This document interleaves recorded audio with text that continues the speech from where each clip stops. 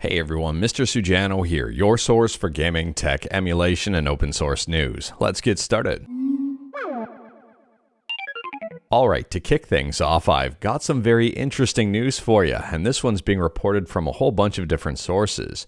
Apparently here, a Russian cloud gaming website is illegally streaming Switch games through Yuzu, and some very big Switch games at that. So Pirate Nation over on Twitter, or X, says you can now play Tears of the Kingdom and Animal Crossing on Russian cloud gaming service.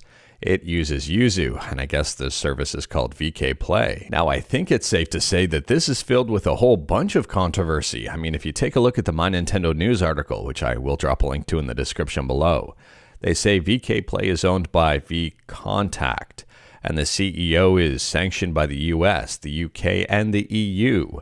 And the majority of the shares for vContact, I think I'm saying that right, are owned by Russia's largest company, which is half owned by the Russian government. So I've got no idea what's going to happen with this one, but wow, that is a lot to unpack. But moving on, and we're shifting from something relatively complex to something very simple, and we're talking about Simple Launcher, which is an emulator front end that makes playing retro games a breeze. So at the time of filming, version 3.0.0 is the latest release. And this one does have some visual improvements. They've implemented a new theme functionality that enables users to personalize the application's appearance. And the UI of the main window has been enhanced. If you are curious about this one and wanted to learn more about it, I'll drop a link to the GitHub in the description below and feel free to check it out. Simple Launcher is 100% free, it's open source, and fairly small, it's only 4.1 megabytes. Moving on, and we're quickly talking about N64 emulation with Mupen64Plus Core. And Mupen64Plus Core just got its first main release in a few years. So version 2.5.9 was dropped on February 10th, 2019. The nightly build was dropped on April 12th, 2022.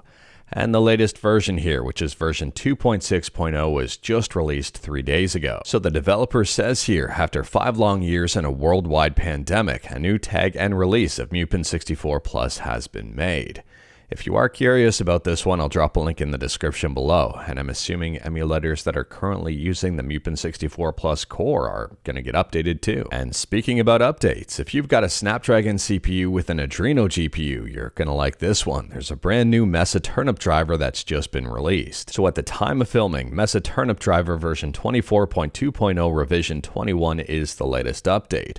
Now, if you've got a Snapdragon CPU and you're using emulators that use custom drivers, you may want to check this one out. If you've got something like a Mali GPU, you're probably not going to get any benefit at all from this because it's not compatible. And speaking about Snapdragon, next up we're talking about Nintendo Switch emulation with Ryujinx, and Ryujinx has even more Adreno updates. Now, fortunately, it's not just for Adreno. If we take a look at the latest update here, which is version 1.1.1352, there are some Vulkan updates that improve some NVIDIA GPUs. It fixes flickering artifacts in Cotton Guardian Force Saturn Tribute Collection. And on Snapdragon X Elite Adreno GPU, it fixes rendering issues in several games, including Super Mario Odyssey. Next up, we're quickly talking about Nintendo Switch emulation on Android with Pine. And you may not have heard about Pine before, but you may have heard about what Pine is based on. So over on Pine's GitHub, they list Skyline, Ryujinx, and Strato. They say here for Skyline, Pine builds on top of Skyline and is meant as a continuation of that project. That's the big one. For Ryujinx, they've used Ryujinx for reference throughout the project. It should be noted that Pine is not based on Ryujinx. And for Strato, Pine Shader Recompiler is a fork of Strato Shader Recompiler with Pine-specific changes. Now, at this point in time, Pine does not have an official release on GitHub. It may be worth paying attention to, though, but I don't know if it's going to be better than Strato or Skyline or what exactly to expect here. Moving on, and we're talking about a brand new Metal Slug game. It's called Metal Slug Awakening, available for Android, iOS, and PC. And this one may be disappointing for some people. If we take a look at the comments on that video and I sort them by top comments, the top comment is Metal Slug Awakening Your Wallet with Microtransactions. And another popular comment here, who stepped in and said we need to update the graphics? That's literally part of what people enjoyed. However, it's safe to say that this game is popular. I mean, over on Android right now, Metal Slug Awakening has over 500,000 downloads. It's a free-to-play game with in-app purchases. But over on Steam, it still says it's coming soon. Let me know your thoughts about Metal Slug Awakening in the comments below. Is this everything you wanted out of a new Metal Slug game, or is it lacking? And speaking about mobile games on PC, next up we're talking about Star Wars Galaxy of Heroes. And EA has just announced that this game is on PC. It was on mobile for a long time, and well, now it's been ported to the PC. Now, from my understanding, unless I'm wrong, and if I am, let me know in the comments below, this is not going to be on Steam, but through EA's app on PC. Next up, we're quickly talking about Nintendo, and we talked about Nintendo the other day when they released a trailer for a very mysterious game. A lot of people were thinking it was an M-rated horror game, and a lot of people were thinking it was something that was going to be completely different that Nintendo hasn't done before. Well, it turns out that Emio the Smiling Man is a Famicom Detective Club game. One of the funniest comments on this video is condolences to all the content creators who made 20-minute speculation videos and didn't see this coming. In my opinion, this is a pretty cool project, and I'm very curious to see how the final product stands up. And we don't really have to wait too long. It's releasing at the end of August. Let me know your thoughts about this new Famicom Detective Club game in the comments below. Was it what you were expecting?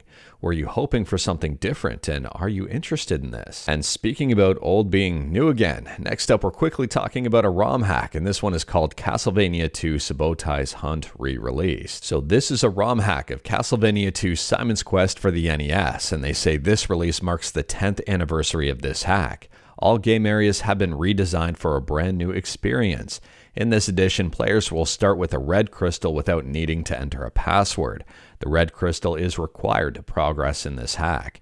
Also new in this edition, using sub-weapons with Dracula's ring will no longer deplete your hearts. And if you wanted to see this ROM hack in action, there is a 3-minute YouTube video about it, and I'll drop a link to it in the description below, and feel free to check it out. Next up, we're talking about gaming on Linux and the Steam Deck with RetroDeck. For those who may not be aware, RetroDeck stands for Subscribe to Mr. Sujano, and it's an in-development but polished and beginner-friendly application for playing your retro games on Linux and the Steam Deck. So RetroDeck just got a brand new update, and they've got a big thank you to the Ryujinx team here, and they've updated emulators, ESDE engines, and RetroArch stable and nightly cores. On top of that, they've got a whole bunch of fixes here. They've upgraded the KDE framework to 6.7. For Wii U emulation with CMU, they've added the microphone blow input to R3 and even more. Next up, we're quickly talking about Apollo Justice Ace Attorney Trilogy from Capcom.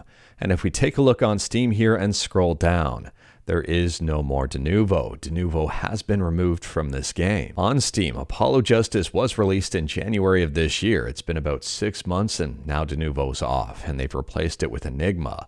And this is kind of normal for Capcom games. I mean, if I'm not mistaken, Denuvo costs money to have on the game, and as soon as you take it off, you don't have to pay for it anymore. I could be wrong with that theory, though.